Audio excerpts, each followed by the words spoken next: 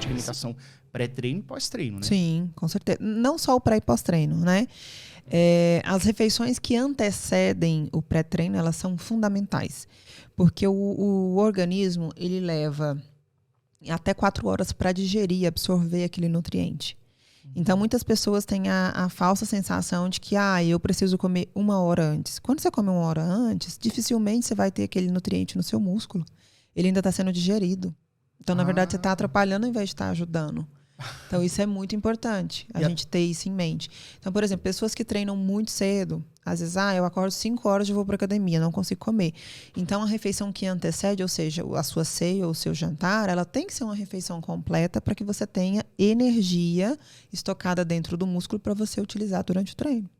Entendi. E não tem como você obter, porque às vezes o pessoal fala assim, não, come uma banana pelo menos antes. Isso aí. Acho que mais é para tapear a fome mesmo, né? Porque você vai ter a presença só do carboidrato. Isso. Né? E ele é fácil de você metabolizar ele mais rápido. Para você ter energia, mas não é o suficiente como você faz uma refeição completa para ir treinar. Né? Então, a gente pode testar.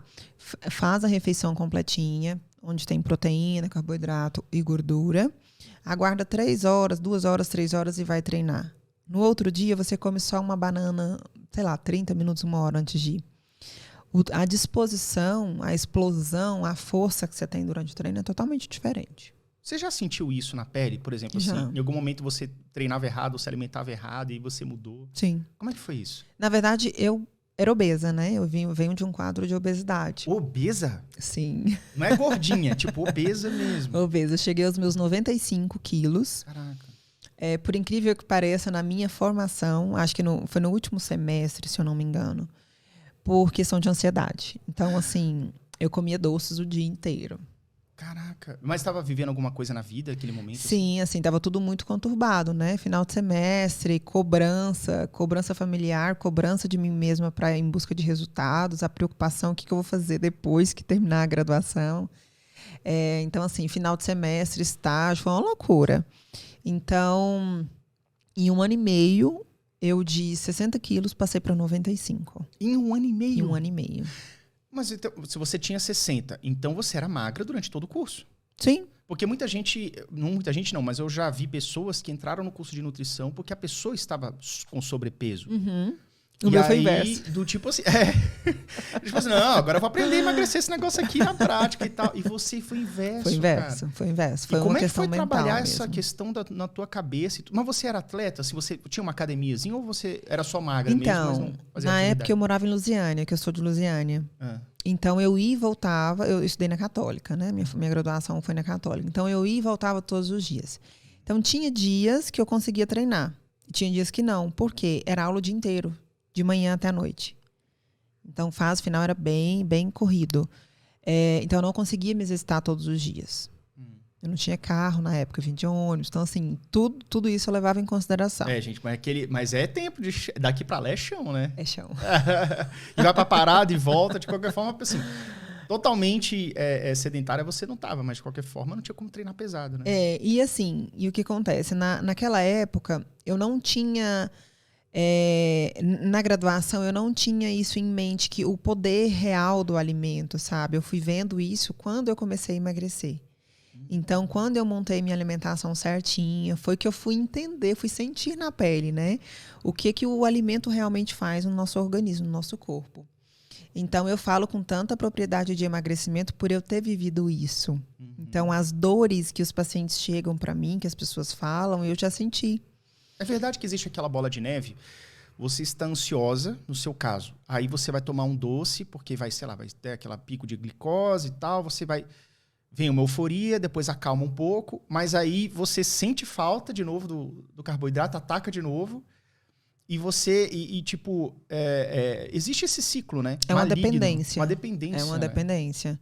É uma dependência e eu me recordo que bem no início, assim, eu fiquei muito desesperada para emagrecer, porque eu pensava, como é que eu, nutricionista obesa, vou ter credibilidade mediante os pacientes dentro do consultório? Eu tinha essa preocupação, porque eu sinto que a gente sofre essa cobrança, né?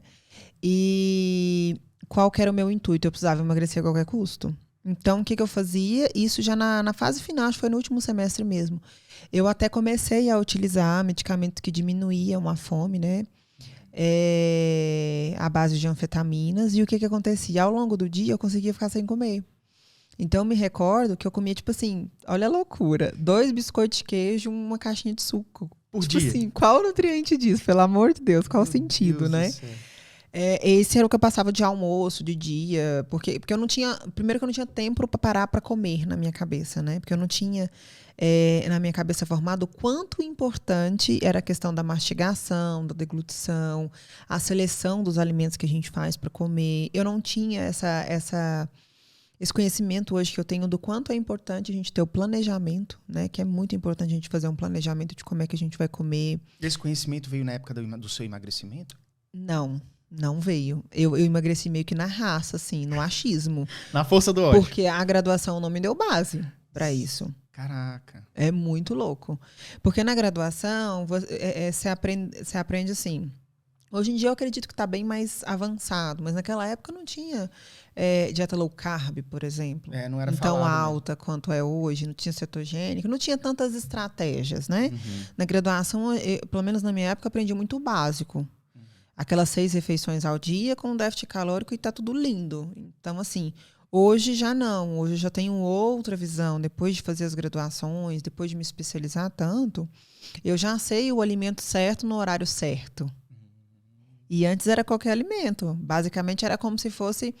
A gente só fracionava proteína, carboidrato e gordura ao longo de todas as refeições. E hoje a gente sabe que não é bem assim, né? Deu algum resultado essa loucura de 2 biscoitos e um suco durante o dia? Deu. Em um mês eu perdi 6 quilos.